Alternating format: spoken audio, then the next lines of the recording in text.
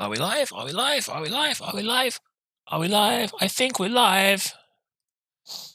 Yep, I think I'm live. I think Jinxie Cat is here. Are we live? Are we live? Are we live? I think we're live. Yep, I think. Yeah, my voice seems a bit odd today. I think we're live. Yeah, my voice. Okay, I do believe I am live. So, yeah. Hello to all. I am Jinxie Cat, and I'm live. And I'm just gonna tweak my audio settings, maybe, possibly, potentially. And we'll start talking about something. I don't have any idea what I'm going to tweak here. Maybe just take everything down just a little bit there and a little bit there. A little bit there. Maybe a little less noise reduction. Okay. There. A little bit there. Maybe a little less noise reduction. Okay. Okay, so hi, I'm Jinxie Cat. I'm live, and this is not Cat on a sofa. This is Cat at a desk, or yeah, I don't really have a name for the podcast yet because it's not a podcast. It's just a live stream, and I want to make a podcast of the movies we love, but I've spent the last week procrastinating about that again, and so I don't actually have a format for that again still. And I'm bad. I really need to hammer the details of that out and start doing it. And yeah, I've actually been really lax on my videos this week. I don't think I've uploaded anything since Tuesday, which means I've only done 2 so far, which I decided I either definitely had to make a video today or do a live stream, and I chose the latter because I quite enjoyed last week's stream.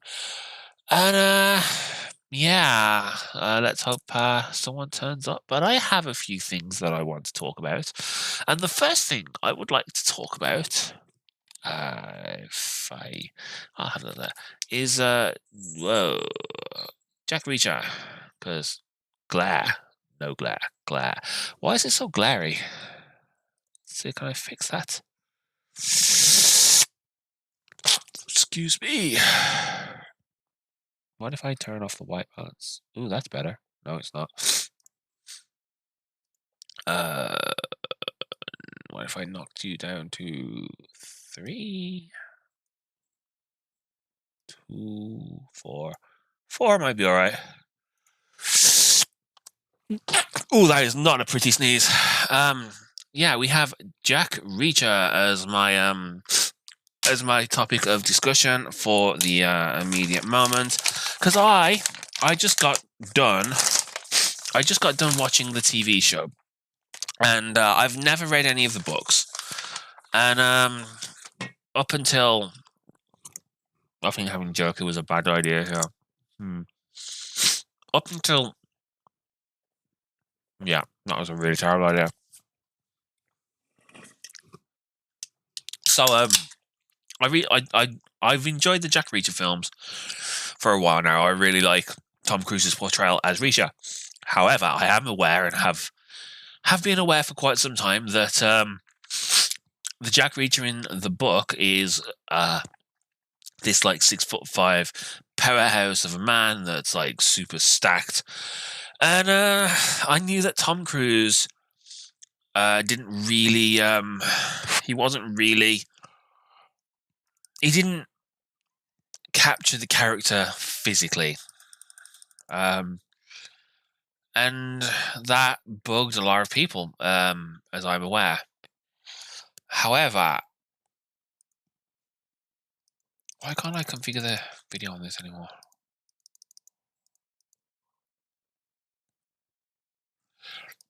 So yeah, Tom Cruise being 5'7", not 6'5", and while definitely athletic in build, wasn't the 6'5", super muscly, incredibly dangerous looking person he was in the book, which bothered a lot of people. It didn't bother me, though,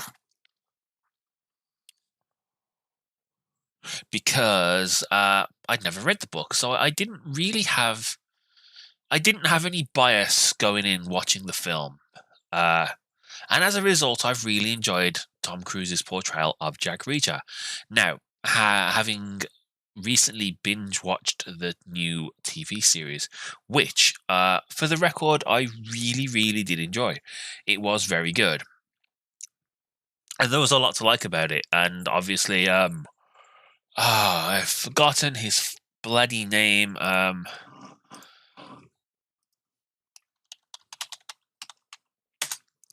Or at least, yeah, Alan Richson.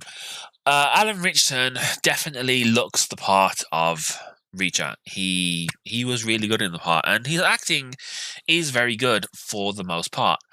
However, I had a bit of a problem, and it became much more apparent after last night when I rewatched the Jack Reacher movie, that Alan Richson's delivery of his lines, while perfectly good, it felt somewhat more. It it came across more like acting, if you know what I mean. Like when Tom Cruise is delivering his lines as Reacher, they sound more natural. Like I do get the impression that Tom Cruise is just a signi- well, did nothing, a significantly better actor than Alan Richardson, and that's fine. Like, not everyone is as good as everyone else, and Tom Cruise, I firmly believe to be like an outstandingly good actor. But when when Tom Cruise is like doing his analysis of certain things, it just seems so much more believable. And I don't know. It just felt like Alan Richardson was reading from a script. And I know he was reading from a script, but he's acting. You're not supposed to know that, or at least you're supposed to be able to suspend disbelief. Um,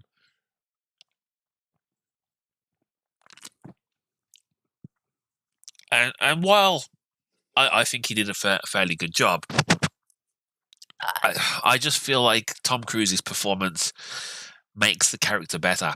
Uh, Now, the other thing I find very interesting about the Rita films, uh, with casting someone who is more or less the opposite of how he was in the book, people choose to pick fights with Tom Cruise's Rita much more easily. No, I tell a lie.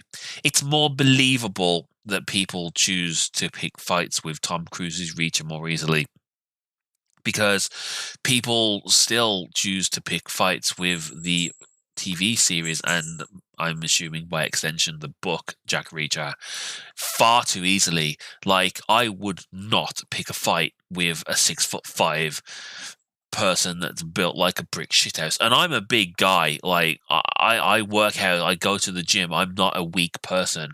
I'm not about to just go out and, like, you look at that Alan Richardson, he looks like stacked as hell. And I just found it to be, it stretches suspension of disbelief that just regular people, even in groups of people, would choose to attack this guy. I just don't buy it. And that's one of the problems I had with the show. Whereas you would believe that people would attack Cruise's Rita, especially in numbers, like the opening fight where he takes on five guys being a prime example of this. It's better because you don't expect him. You haven't seen him fight at this point in time, and it just strikes me as very believable that you wouldn't consider him to be as dangerous as he is, which I always liked. So yeah, I really enjoy the Jack Reacher movie, and I feel it's a shame that we didn't get more of them. Although one could argue, if if things would have gone slightly differently, if they'd have really, really taken off, we'd have got like a full series of John Wick movies. Perhaps Tom Cruise wouldn't be quite so dedicated to making the Mission Impossibles. I mean, he's been making them for what, 20 something years now. And that's good because it's gone from like, I'd say practical work was always a thing that they did do in them, but from the fourth one onwards, it seems to have become just this much, much bigger thing. It's like, what is the stunt going to be in the next film kind of thing? And yeah, it's like in the first one, Tom Cruise was. You had like him hanging in the computer room, and from then there was always a bit of you were always looking for that iconic scene in the movie, like in the second one where he's you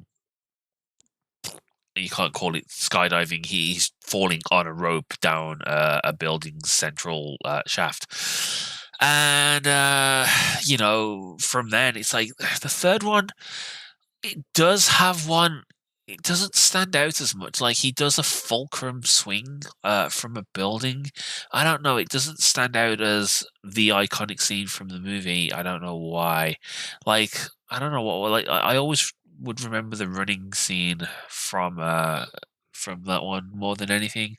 But then like on the fourth one, we have the Burj Khalifa. Ascent, descent, swingy um thing.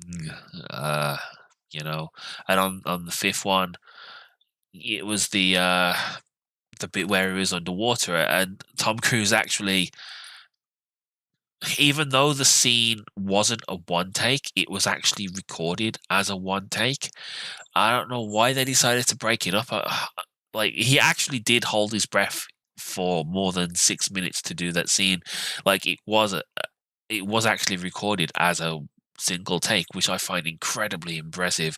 And I really wish that they'd have edited that in the way it is, because I think it would have been very impressive. Like in the sixth one, you have something slightly different. Like you have a skydive that isn't recorded as one take. It took like um, many takes to record it, and then it was edited together as one take, and it looks really, really impressive. I don't know. I think they missed an opportunity on the fifth film, and obviously with the seventh one, you have this motorbike, riding off a cliff, going into a base jump, which is just being thrown around as one of the most impressive stunts ever done. And it's not just that. It's if you watch the featurette on YouTube, it's the way they've gone about measuring the exact arc of everything. So like they know if Tom Cruise, like what they did, they mapped out a whole bunch of jumps, like dozens and dozens of them. So they know if Tom Cruise is going X miles per hour, he will go this distance. And so they've got a drone camera positioned as close as possible without Tom hitting the drone. They know exactly how he will fall and exactly where they need to be to get to film the best shot from it. And I can't wait to sit there in the cinemas. That's going to be amazing. In fact, I think it might be, assuming it does release on IMAX, I think that could be an IMAX job. Which I've never been to. I've never been to an IMAX showing before, so I really would. I might have to do that because, yeah, I think that would be quite the thing. So yeah, that is my thoughts on Jack Reacher. The second Jack Reacher, I I really enjoy the second Jack Reacher. I think he gets unfairly criticized. I don't know why it does. But Colby Smulders, Kobe Smulders. Yeah, I've never quite understood her name. Colby Smulders. I think she's really good as a sidekick role, and I forget who plays his daughter in it, but I really do enjoy the second one. Not as much as the first one, at least I haven't rewatched it nearly as many times as the first one, but I do really enjoy it. So yeah, so I have my thoughts on Jack Reacher, and I think I'm gonna have another piece of jerky and then move on to the next film.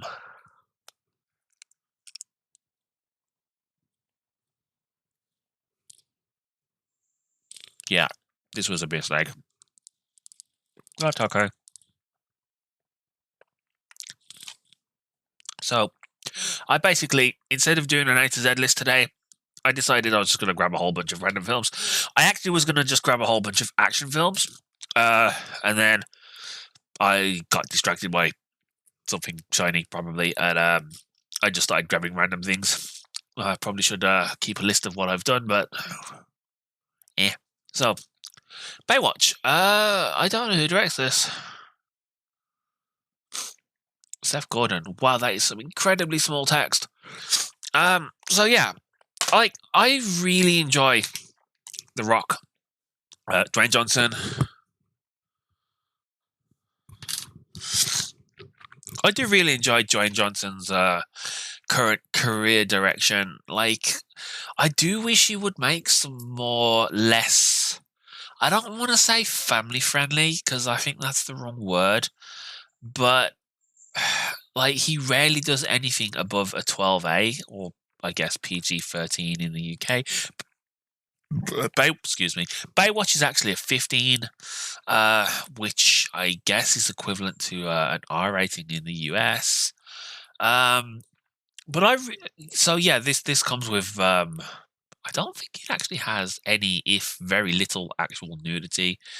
But it does have a lot of swearing, and I do wish The Rock would do more R-rated movies. I think he's definitely decided to cultivate this. Again, I want to say family-friendly persona, but like, even though Black Adam was only a 12A, it's really violent, and he murders like a lot of people. Like he like murders like a bunch of dudes. So you can't really say that Black Adam is family friendly. Like even though technically it is, I I actually think I don't know how it got away with like such a low rating, not for the amount of murders it does. It's odd. Yeah, let's talk about movie ratings.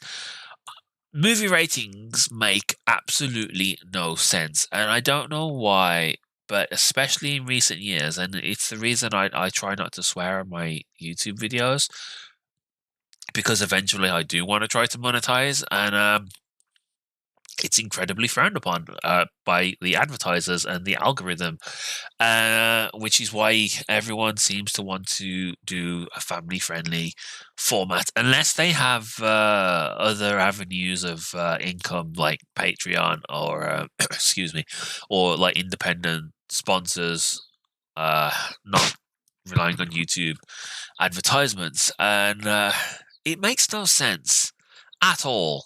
Like I don't pretend to fully understand the way that ratings work, but as I understand it, like if it's a PG-13 or a 12A, you get one F bomb.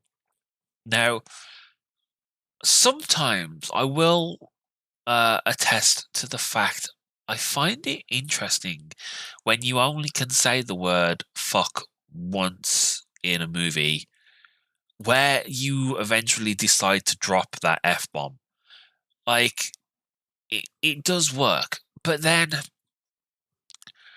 what difference does it make when you've already said it? Like, you've already said it once.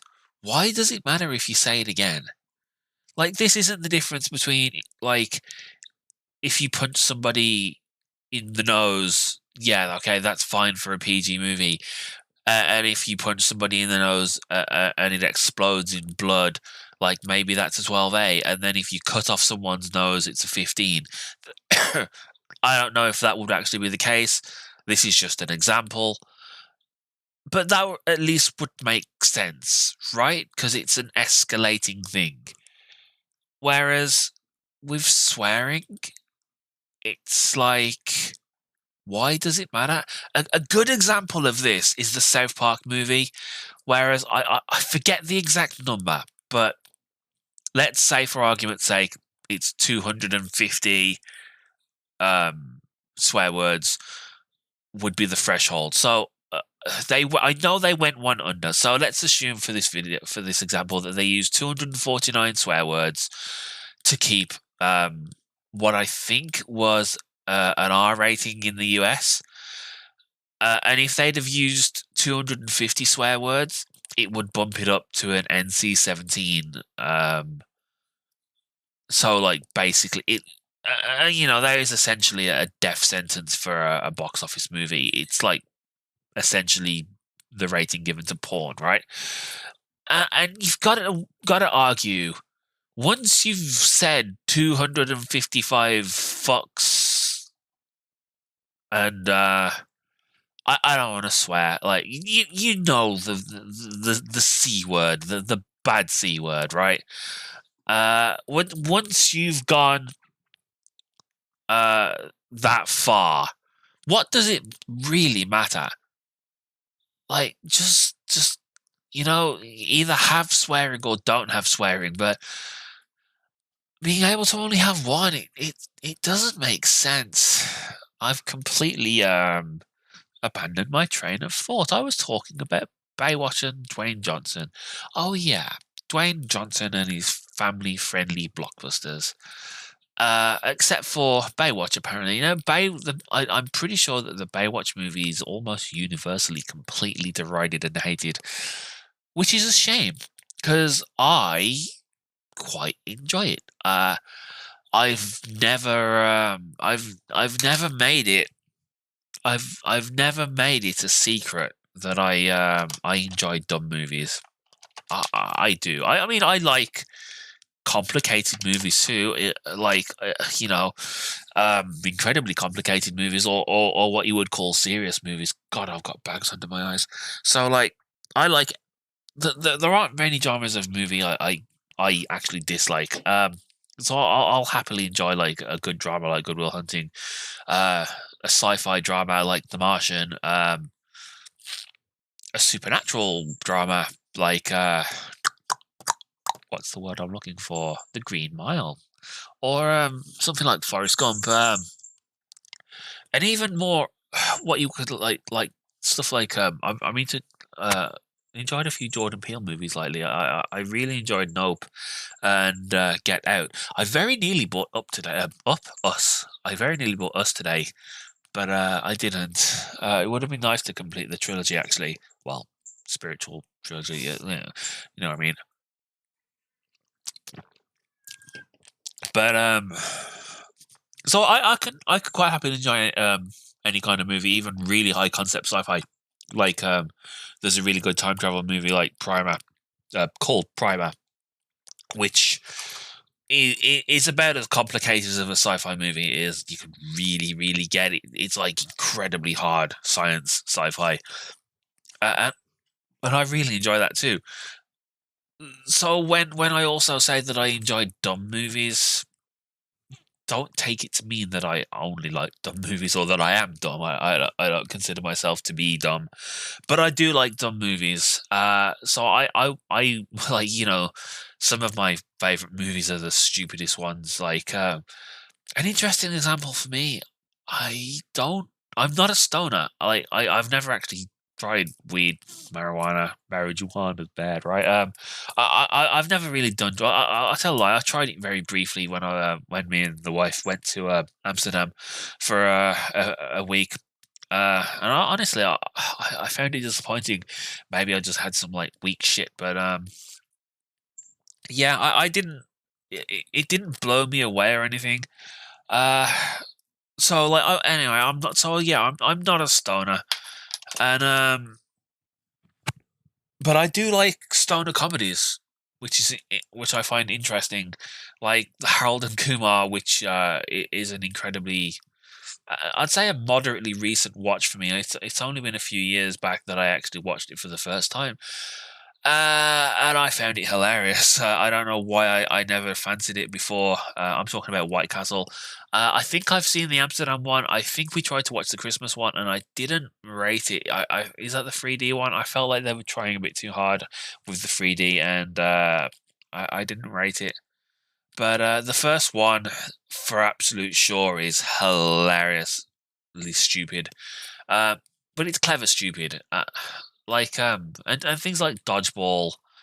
And oh god, dude, where's my car? And well, one of my favorite comedies would be Euro Trip. I love Euro Trip. It's so good. Like way back when I used to work in a casino, and I hated that job. Uh, like one of the little joys would be, after a stressful day or, at the end of a stressful week, you have like a nice takeaway and some beers, and I would watch Euro Trip, and it would make me happy. It would make me happy. Or less sad. I don't have that problem anymore. Uh, well, not really. So yeah. So anyway, the Baywatch movie is pretty good. I do enjoy it. I don't think it needs. I don't think it deserves the criticism that it has. Not in the way that it gets it. So yeah. And Zac Efron looks ridiculously good looking in it too. As a straight person, it feels weird saying that, but I'm comfortable with my sexuality, and I'm comfortable enough to say that Zac Efron looks ludicrously good looking in that movie. It's ridiculous. Like, although he has also come out on record saying it the way that they shoot scenes like that in movies, like they don't look like that all the time. When they're doing topless scenes, they prepare for them for several days beforehand by dehydrating, and it requires like an effort to look like that, like to an unpleasant degree. Like all the people like Jason Statham, I don't know how if The Rock does it too, or if he just is like that all the time now. But I know Ryan Reynolds has said he doesn't look like that all the time, and Hugh Jackman doesn't look like he does from this. Like, I mean, he looked decent in all the Wolverine roles, but he definitely looked at his best in the Wolverine, I think. I wonder how jacked he's going to get for Deadpool 3. Oh, Deadpool 3 is going to be great. But yeah, I think he's taking 6 months to build up for that role. So yeah, it'd be interesting to see what Hugh Jackman looks like. I'm just talking about sexy men now. Uh, okay. Moving along, I decided to grab Bad Boys. I'm in a bit of a Michael Bay thing at the moment. I recently picked up The Island on Blu-ray, which has always been one of my, I don't know if I want to say favorite Michael Bay films, but I definitely enjoy it. And I only had it on DVD up until about 2 weeks ago. So I decided to grab it when I found it in CX, and I really, really like. I really like The Island as a movie. I like the whole concept of it. I wish we had more films like that, really. But Ewan McGregor and Scarlett Johansson. Oh my God, Scarlett Johansson looks sexy in that movie. I don't know why it was. There's something about mid 2000s Scarlett Johansson that she just looked great. Doesn't she have just like a really nice raspy voice? No, this isn't the Scarlett Johansson stream. Um. Anyway, The Island. Yeah. So I don't know why I'm. Do I have The Island? I'm pretty sure I picked up The Island anyway. I did. I actually have The Island here too. So yeah, The Island is it's a really, really good concept for a film. So like rich people in this world have insurance policies in that their insurance policy is a clone of themselves, which gets accelerated in age to be the same age as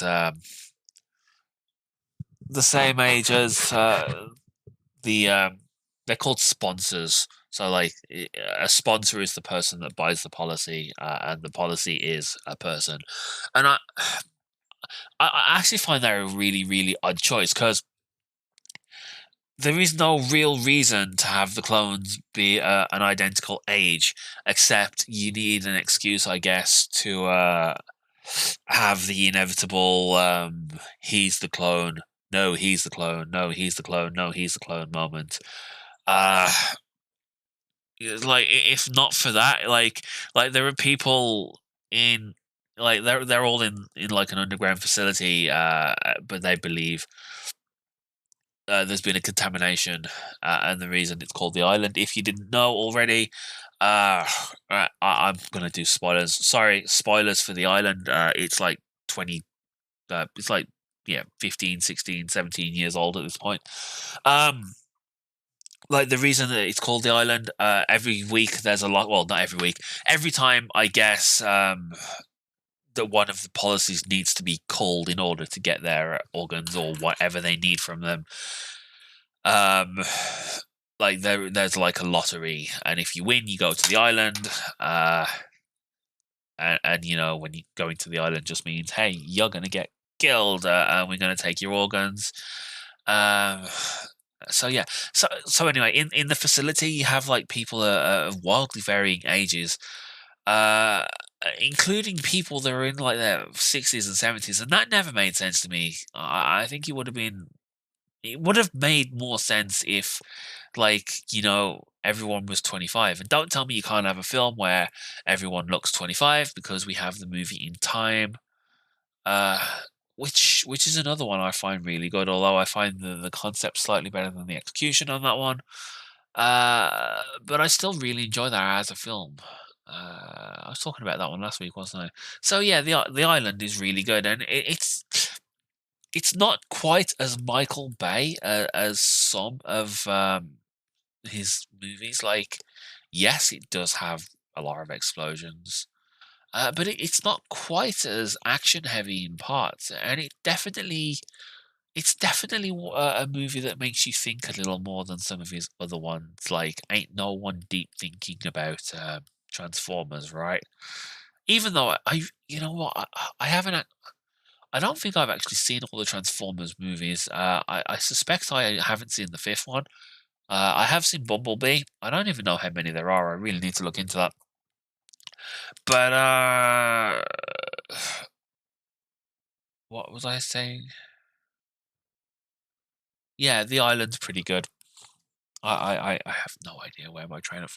Oh yeah, I think Michael Bay doesn't get enough credit for making really entertaining films. So I'm not going to do all the Michael Bay ones quite yet. Although I did pick up a whole bunch of Michael Bay films. So what I watched yesterday, for the God knows how many of time, Armageddon is a ludicrously entertaining movie. Have you seen the cast list in this bloody film? It's only Michael Bay's third feature film too. Like, he did Bad Boys and The Rock, and then he did Armageddon. And holy crap, is this film phenomenally entertaining. And I know it's supposed to be considered this joke at NASA to, like, um it's like they show it to new recruits, and they have to pick out like all of the things wrong, um you know, with the physics and what have you in this film. I don't care about any of that in this film. Like, while I have a reasonable grasp of orbital mechanics from playing quite a lot of Kerbal Space Program, I'm by no means an expert. Like, I consider myself um, relatively educated on space stuff. Uh, but like, yeah, I'm no expert or anything. I won't even pretend that I am. So I don't care about any of that when I'm watching this.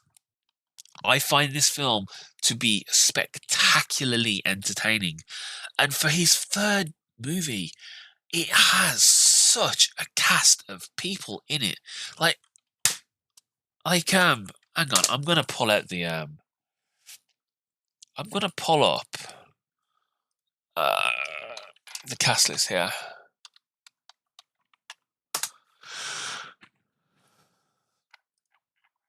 and go through it slightly. So it has Bruce Willis, Billy Bob Thornton, Ben Affleck, Liv Tyler, Will Patton, Steve Buscemi, William Fichtner, Owen Wilson, Michael Clark Duncan, Peter Stormare, who was great as the Russian cosmonaut. Don't know Ken Hudson. Okay, so we're getting a bit light here. Jessica Steen, yeah, I didn't really know her from anything, but we have Keith David as well. Like, oh my god, that's a cast if ever there was one. Like the main ensemble cast for this film is just spectacular, like nothing short of it, and like it's a case of dueling movies because Deep Impact came out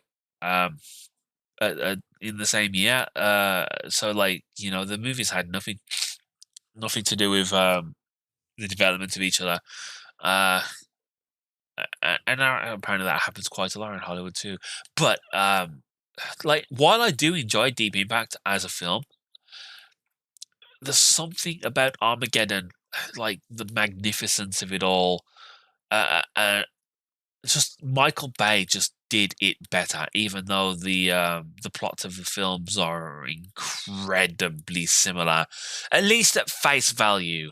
Like you could describe both of these movies if you worded it right. I mean, short of asteroid hit Earth, um, or asteroid coming towards Earth. I mean, I know that's a vast oversimplification of the plots. You could go a bit deeper than that and still have the same description for both movies. But Michael Bay just did it better. Like he had you rooting for everybody much more in this. And hell, this film brings me to tears in parts. I'm not gonna say it doesn't. Like the scene where the president is like doing the announcement in this is one of my favorite like presidential speeches in movies. I really like the one in Independence Day too, come to think of it. But yeah, I do like inspirational speeches. Maybe I should do like a top 5 inspirational speeches in movies. That could be a good video. But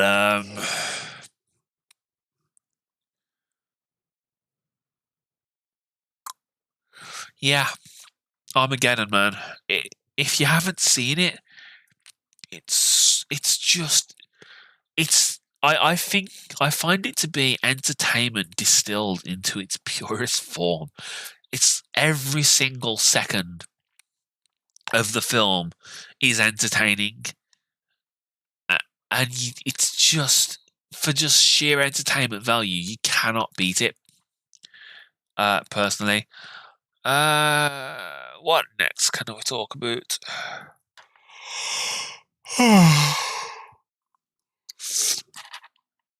It would be nice if anyone would come and say hello. So I'm gonna have some more jerky while I'm thinking. I'm sorry if you're watching the playback of this. Just skip over it.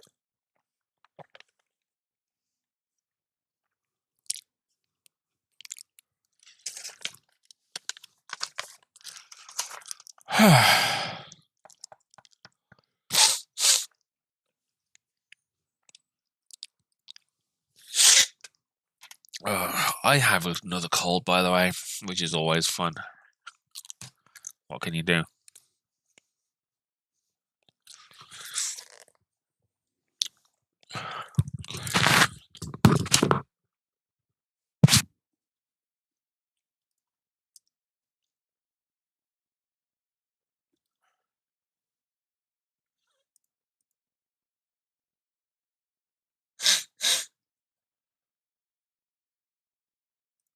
Where? Wait.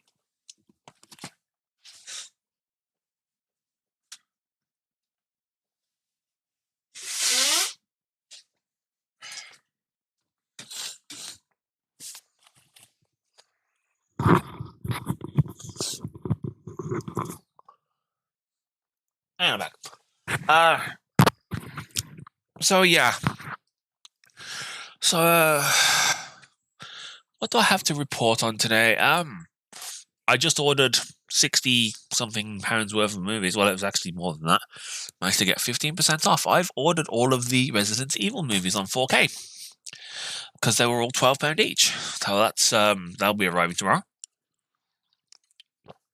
So yeah, that's something I'm looking forward to. I really like the Resident Evil movies.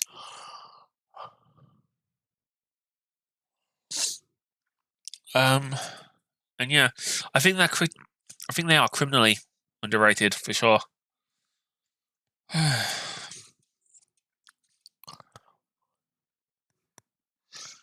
think I'm going to call it there, guys. I'm honestly not feeling it today. Maybe it'll be better one next week. I'll catch you all next